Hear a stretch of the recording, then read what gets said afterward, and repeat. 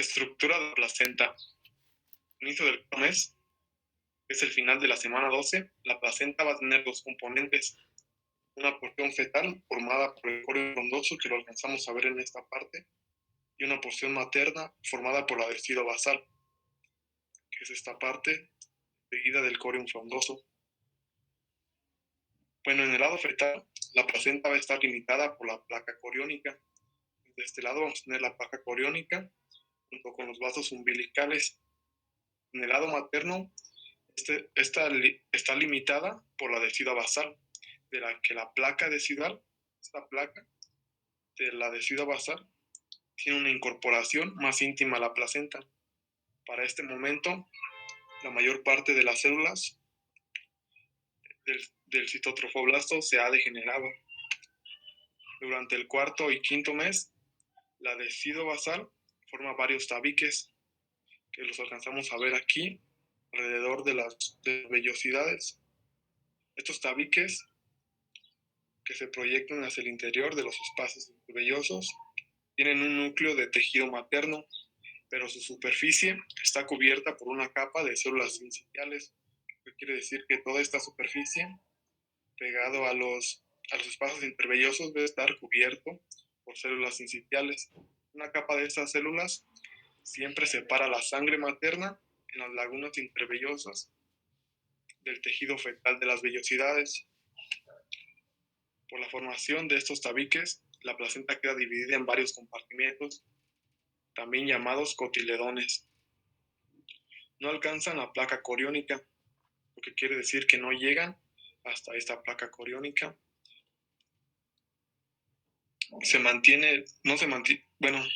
No alcanzan la placa coriónica, se mantiene el contacto entre los espacios intervellosos por estos pequeños espacios del tabique adhesival con la placa coriónica. Como consecuencia del crecimiento continuo del feto y la expansión del útero, la placenta también va a crecer. El aumento de su área de superficie casi es paralelo al del útero en expansión, y durante el embarazo cubre alrededor del 15 a 30% de la superficie interna del útero. El incremento del grosor de la placenta es producto de la arborización de las vellosidades existentes.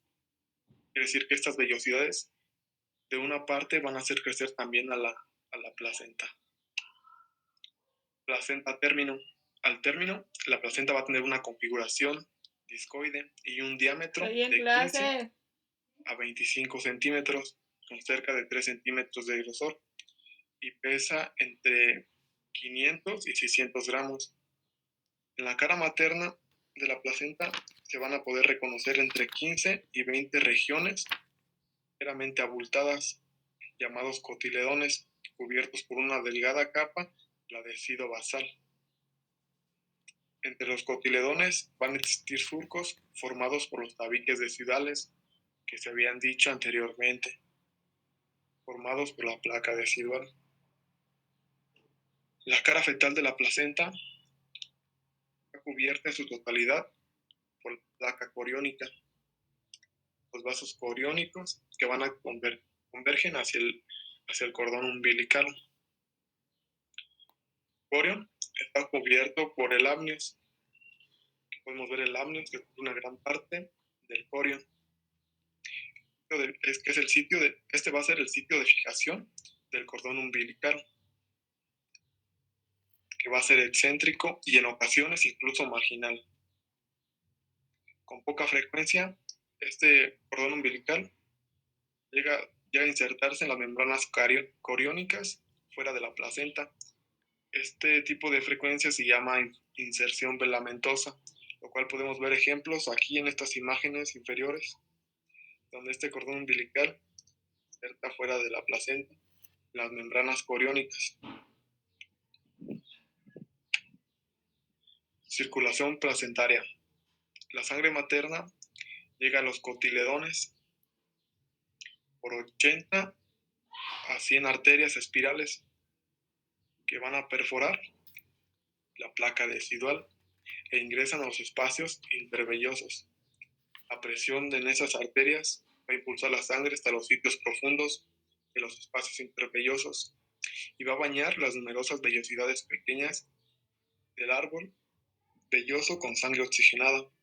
Al tiempo que esta presión disminuye, la sangre vuelve a fluir de la placa coriónica y a la decidua, sitio que ingresa a las venas endometriales. En conjunto, los espacios intervellosos de una placenta madura van a alojar alrededor de 150 mililitros de sangre, que se recambia alrededor de 3-4 veces por minuto.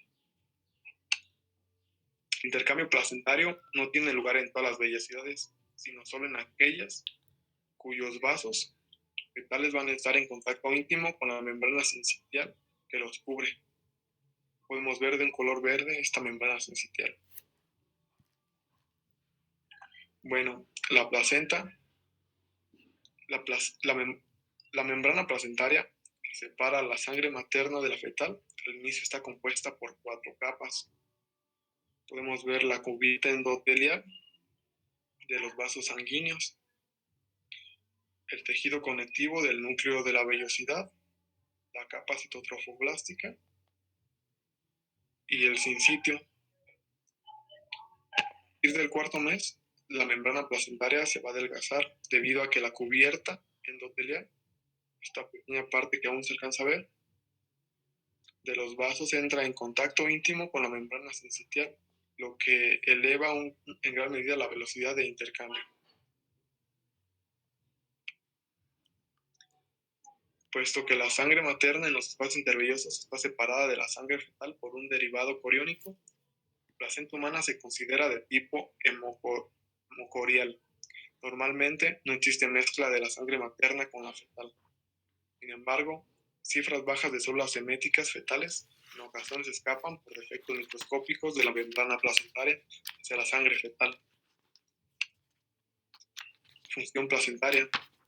La función placentaria va a tener un intercambio de gases en los que se va a intercambiar oxígeno, dióxido de carbono y monóxido de carbono. Se logra mediante difusión simple. Al término, el feto va a extraer entre 20 y 30 mililitros de oxígeno por minuto a partir de la circulación materna, e incluso una interrupción breve de la provisión de oxígeno resulta letal para el feto. También contará con un intercambio de nutrientes y electrolitos, como lo pueden ser aminoácidos, ácidos grasos libres, carbohidratos y vitaminas. Es rápido y se incrementa el tiempo que avanza el embarazo. Tenemos una transferencia, de anticuerpos maternos. La competencia inmunológica va a comenzar en una fase tardía del primer trimestre, momento en que el feto va a sintetizar todos los componentes del complemento. Las inmunoglobinas corresponden casi en su totalidad a inmunoglobulina G, de la parte materna, que comienza a transferirse de la madre al feto alrededor de las 14 semanas. Los neonatos comenzarán a sintetizar su propia inmunoglobulina, pero no van a alcanzar las concentraciones del adulto sino hasta los 3 años de edad. Obviamente vamos a tener una producción de hormonas que se van a sintetizar en el sincitotrofoblasto. Durante los 2 primeros meses, el sincitotrofoblasto también produce gonadotropina coriónica humana que va a mantener al cuerpo lúteo. Al final del 4.º mes, sintetiza progesterona en cantidades suficientes para mantener el embarazo, si es que el cuerpo lúteo es eliminado o no funciona en forma apropiada. Va a producir cantidades crecientes de hormonas estrogénicas, entre las que predomina el estreno, hasta antes del final del embarazo, en que se alcanza el nivel máximo. Niveles altos de estrógenos estimulan el crecimiento uterino y el desarrollo de las glándulas mamarias. Otra hormona que sintetiza la placenta es la somamotropina, antes denominada lactógeno placentario. Esta va a dar al feto una prioridad para utilizar la glucosa de la sangre materna y determina en la madre un estado, de algún modo, diabetogénico. Esta también va a promover el desarrollo mamario para la producción láctea. Amnios y cordón umbilical. La línea oval que define al amnios, al reflejarse sobre el ectodermo embrionario, unión amnioectodérmica va a constituir el anillo umbilical primitivo. Podemos ver al amnios constituyendo el anillo umbilical primitivo por la unión amnioectodérmica. Al final de la quinta semana de desarrollo, las estructuras siguientes pasan por este anillo, que va a ser el pedículo de fijación. Podemos ver el pedículo de fijación, que contiene el alantoides y los vasos sanguíneos umbilicales, que corresponden a 2 arterias y una vena, como lo podemos ver aquí, 2 arterias y una vena. El pedículo vitelino, o llamado conducto vitelino, también va a atravesar este anillo. Este va a estar acompañado de los vasos sanguíneos vitelinos, como lo podemos ver en esta imagen. El conducto también va a atravesar el conducto que conecta la cavidad intraembrionaria con la extraembrionaria. Durante el desarrollo posterior, la cavidad amniótica crece con rapidez a expensas de la cavidad coriónica y el amnios comienza a envolver los pedículos, conectores y del saco vitelino, adosándolos y dando origen al cordón umbilical primitivo. Quiere decir que este saco y pedículo vitelinos en gran parte van a ser parte del cordón umbilical, por lo que se llamará cordón umbilical primitivo. Bueno, en su porción distal, el cordón contiene el pedículo del saco vitelino, como lo había dicho antes, los sanguíneos umbilicales. Un sitio proximal aloja algunas asas intestinales y el remanente del alantoides. El saco vitelino, ubicado dentro de la cavidad coriónica, está conectado con el cordón umbilical mediante su pedículo. Al final del tercer mes, el amnios se ha expandido de tal modo que entra en contacto con el corión y oblitera la cavidad coriónica. El saco vitelino suele contraerse entonces y se oblitera de forma gradual. Durante un periodo, la cavidad abdominal es demasiado pequeña para las asas intestinales. Desarrollan con rapidez y algunas de ellas van a ser desplazadas hacia el espacio embrionario en el cordón umbilical. Estas asas intestinales expulsadas constituyen una hernia umbilical fisiológica. Casi al final del tercer mes, las asas son atraídas hacia el interior de nuevo del embrión y la cavidad del cordón se oblitera, cuando el alantoides y el conducto vitelino con sus vasos sanguíneos también se van a obliterar. Este se va a conservar en el cordón de los vasos sanguíneos umbilicales circundados por la gelatina de Wharton. Podemos ver la gelatina de Wharton en esta imagen, que no es muy clara. Esto blanco cubre los vasos sanguíneos. Este tejido va a ser rico en proteoglucanos. Actúa como una capa protectora para los vasos sanguíneos.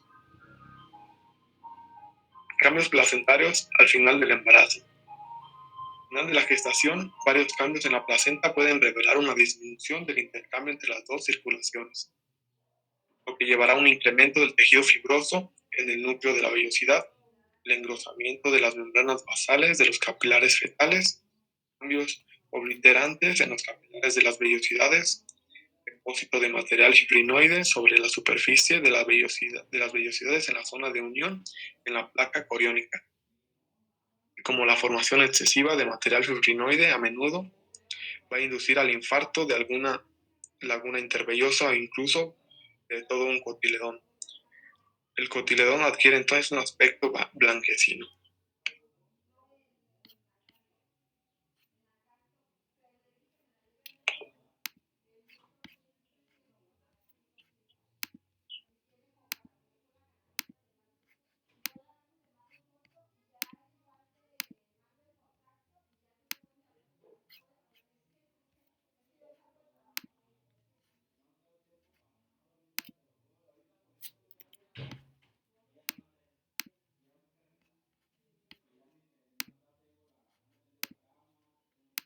Ok, entonces yo les voy a hablar de lo que resta del capítulo.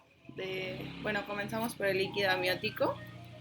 El líquido amniótico es un líquido claro acuoso, está producido por parte en las células amnióticas, pero es más en sí derivado de la sangre materna. Esta se va incrementando conforme van aumentando las semanas de gestación. A las 10 semanas de gestación hay aproximadamente 30 mililitros de líquido. A las 20 semanas hay aproximadamente 450 mililitros y a las 37 semanas va de 800 a 1000 mililitros. Estos tienen funciones, bueno, esta actúa como almohadilla protectora para el feto. También amortigua los movimientos bruscos para que este pues no tenga como en sí golpes o cosas así. Impide la adhesión del embrión a laminos y también permite que el feto tenga movimientos. Se sustituye cada 3 horas. Como podemos ver en la imagen, está el feto, después está el aminos y entre el feto y el aminos está la cavidad amniótica, que es donde está este líquido. Desde el inicio del quinto mes, el feto empieza a deglutir ese propio líquido amniótico y se calcula que aproximadamente bebe al día 400 mililitros de este líquido.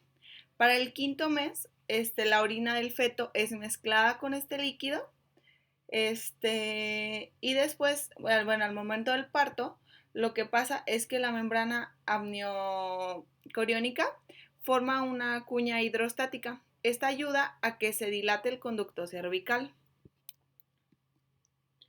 Después tenemos las membranas fetales en gemelos.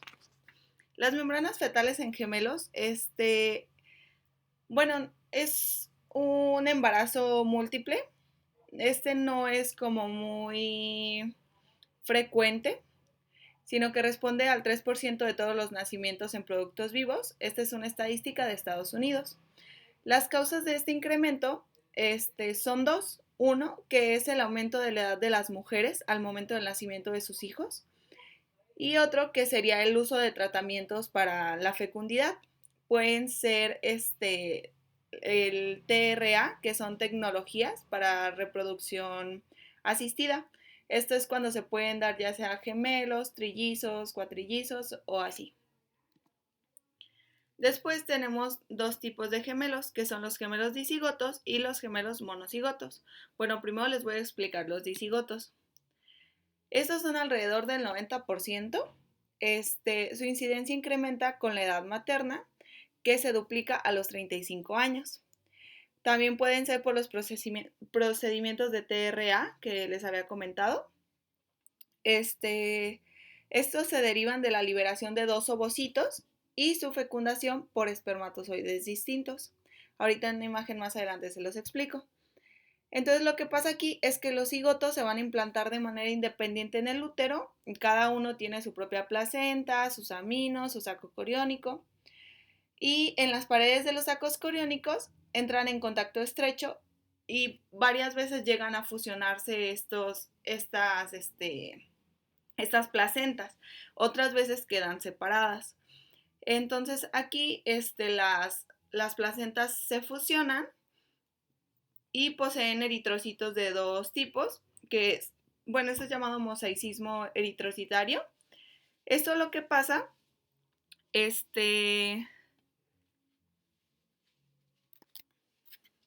lo que pasa es que revela que la fusión de las dos placentas fue tan íntima que se incrementaron los cambios en los eritrocitos. Por ejemplo, aquí tenemos los cigotos en la fase bicelular. Tenemos la masa celular interna, que es cuando se empiezan a diferenciar los trofoblastos. Tenemos la cavidad amniótica, el saco vitelino, la cavidad coriónica. Ok, entonces aquí lo que pasa es que como les había comentado, cada espermatozoide fecunda ay,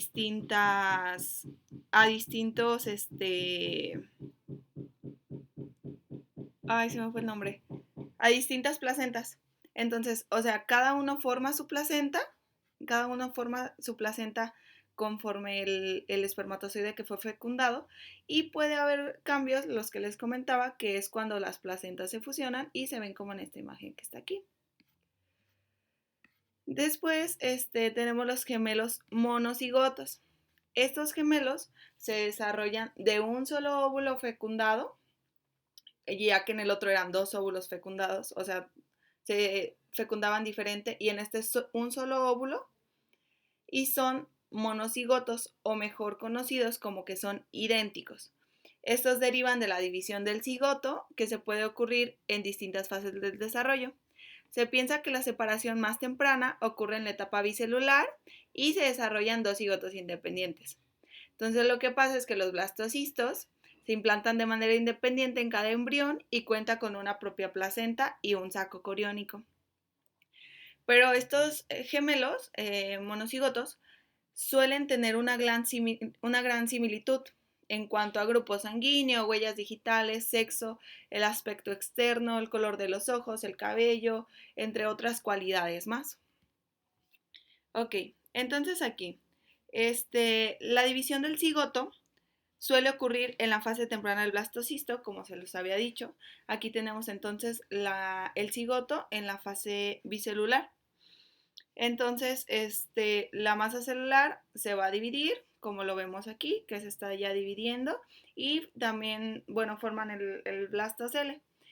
Entonces, este blastocele después va como a convertirse, por así decirlo, y cada embrión va a contar con una placenta, por ejemplo, como se ve aquí, con una cavidad coriónica.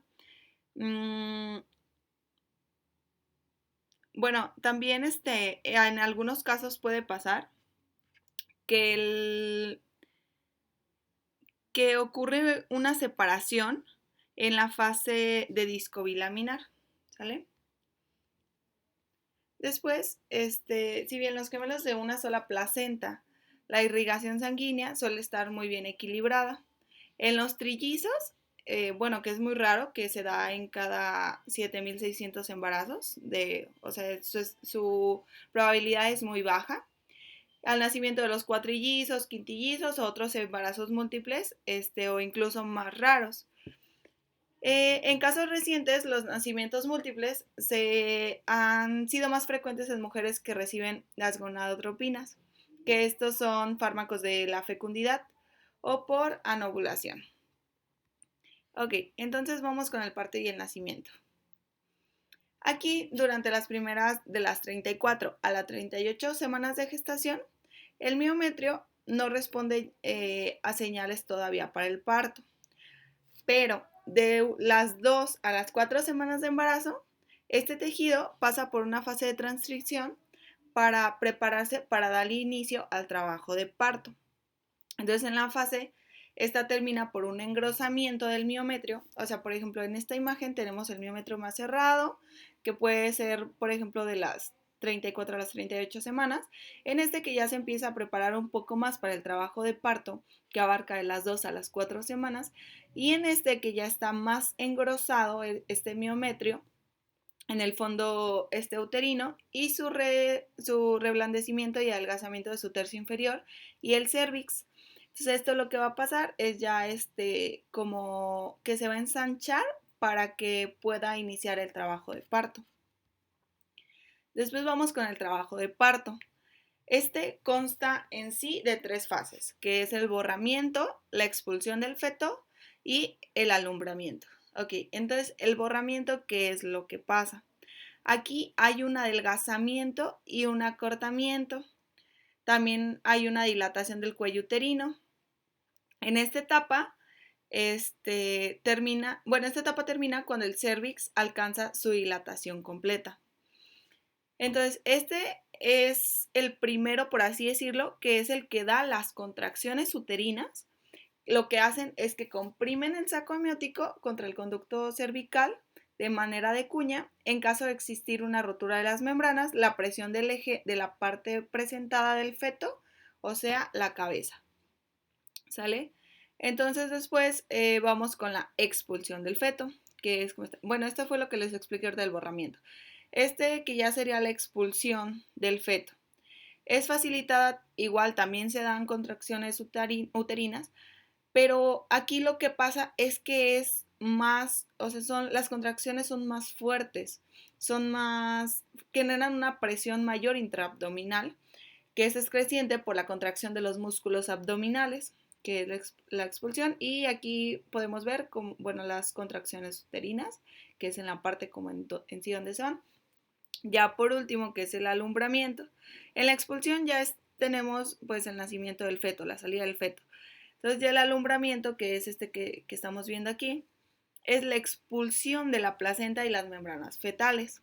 Aquí se requieren aún contracciones uterinas que se ven facilitadas por el intercambio de la presión intraabdominal. Al tiempo que el útero se contrae, su fondo también se contrae y da origen a una disminución progresiva de su cavidad. Al tiempo que la región inferior se esté expandiendo, esto lo que dirige es a la fuerza. Después las contracciones suelen iniciar con 10 minutos de diferencia, o sea, cada 10 minutos hay una contracción. Y después de la segunda fase, esa es en la primera fase. En la segunda fase lo que pasa es que ocurren en menos de un minuto cada contracción. Y ya como en los últimos momentos duran de entre 30 a 90 segundos. O sea que van cada vez más consecuentes, más recurrentes esas contracciones. Este desarrollo intermitente es esencial para la sobrevivencia del feto, ya que tiene una fuerza suficiente para comprometer el flujo sanguíneo uteroplacentario hacia el feto. Las correlaciones clínicas del líquido amniótico. Aquí, bueno, tenemos los hidraminos o polihidraminos. Ya sea el exceso de líquido amniótico, que es los hidraminos, o oligohidraminos, que se refiere a la disminución de este líquido amniótico. En esta imagen podemos ver un feto con hidraminos, que bueno, quedamos que lo más que puede llegar a incrementar ese líquido amniótico es 1 litro o 1000 mililitros, y aquí llega a aumentar de 1500 hasta 2000 mililitros. Y aquí los oligohidraminos, que hace referencia, como les dije, a la disminución del volumen del líquido, llega a disminuir hasta 400 mililitros. Entonces lo que pasa, por ejemplo, es que tiene causa, o sea, las causas de pueden deberse a la diabetes materna, malformaciones congénitas, puede haber también defectos en el sistema nervioso central, como puede ser la encefalia, pueden tener defectos gastrointestinales, como atresias esofágicas, y esto impide que el feto deglute líquido. Es por eso que se hace ese aumento de ese líquido. Y los oligohidraminos, estos se pueden derivar de una agenesia renal. Como consecuencia, es que pueden constreñir al feto, o bien el líquido pues es muy escaso en el feto, entonces no puede inhalarlo y puede traer consigo una hipoplasia pulmonar. Después también tenemos la rotura prematura de las membranas, o abreviado RPM. Esto se refiere a que ocurre antes del inicio de las contracciones uterinas, y solamente afecta al 10% de los embarazos. Es representado antes de las 37 semanas de embarazo y solamente se observa en 3% de los embarazos, que es una causa frecuente del trabajo de parto previo al término. Las causas de la rotura prematura de las membranas se desconoce aún, pero entre uno de sus factores de riesgo está la gestación previa con un producto prematuro, o con bajo peso. Puede ser también por raza negra, por tabaquismo, por infecciones y por polihidraminos graves. Después tenemos anomalías relacionadas con gemelos. Alrededor del 60% de los gemelos nace antes del término. Esto también puede dar una incidencia alta a un peso bajo del neonato. Muchos gemelos mueren antes del nacimiento y algunos estudios indican que solo el 29% de las mujeres con embarazos gemelares se obtienen de hecho los dos productos. Bueno, de estos muchas veces lo que pasa es que un feto muere y el otro sobrevive o ambos mueren. Entonces, bueno, el concepto evanescente, perdón, esto es lo que hace referencia a la muerte de un feto solamente. Su desaparición ocurre durante el primer trimestre o al inicio del segundo trimestre. También se puede derivar de su resolución o la formación de un feto papiráceo. Después, otro problema que se puede determinar por una mayor mortalidad entre estos gemelos es el síndrome de transfusión feto-fetal. Esto ocurre solamente en el 15% de las gestaciones monocigotas monocoriales. Aquí lo que pasa es que forman anastomosis vasculares placentarias, en que en la mayor parte de las ocasiones lo que pasa es que no hay como un equilibrio. Entonces un gemelo recibe la mayor parte del flujo sanguíneo y el otro casi no recibe. Entonces esto da como consecuencia que uno esté más grande que el otro y que las evoluciones sean malas, y de un 50 a un 70% de estos casos ambos productos llegan a fallecer. Las etapas posteriores al desarrollo a la división parcial del nodo y la línea primitivos puede dar origen a la formación de gemelos unidos. Ya pueden ser como toracopangos, que es como que están unidos pues del tórax, pigopangos, que están unidos en zona lumbar, o craneopangos, que están unidos pues del cráneo. Estos gemelos se clasifican con base en la naturaleza del grado de su unión. En ocasiones los gemelos monocigotos están conectados solo por un puente cutáneo hepático común, como les comento aquí. Este tipo de gemelos se forma depende del momento y el grado en el cual ocurren las anomalías del nodo y la línea. La expresión inapropiada de genes, como puede ser el gosecoid, estos son los que pueden dar origen a los gemelos unidos. Después, por último, tenemos el nacimiento pretérmino. Este nacimiento, los factores que lo desencadenan al trabajo de este parto no se conocen con certeza aún, pero se puede implicar que la suspensión del mantenimiento del embarazo, en que desaparecen los factores que respaldan la gestación, como pueden ser las hormonas, o en una inducción activa por factores estimulantes que tienen como blanco al útero. Desafortunadamente, la falta de conocimiento en torno a estos factores se ha limitado el avance de la prevención del nacimiento pretérmino. Esto suele ocurrir antes de que se completen las 37 semanas de gestación. Bueno, en una incidencia se puede decir que hay un 12% de estos nacimientos en Estados Unidos, que es la causa principal de mortalidad infantil, al tiempo que contribuye también al grado significativo la morbilidad de este grupo de edad. Puede verse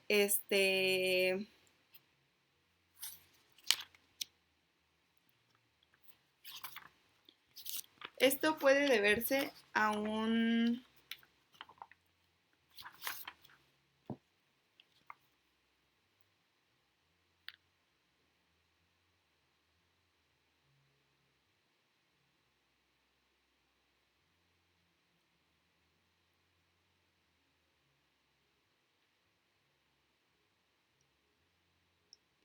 puede deberse a una rotura prematura de las membranas, que pueden ser pretérmino. Entonces, esto es el inicio precoz del trabajo de parto o las complicaciones gestacionales en que se requiere el nacimiento antes del término.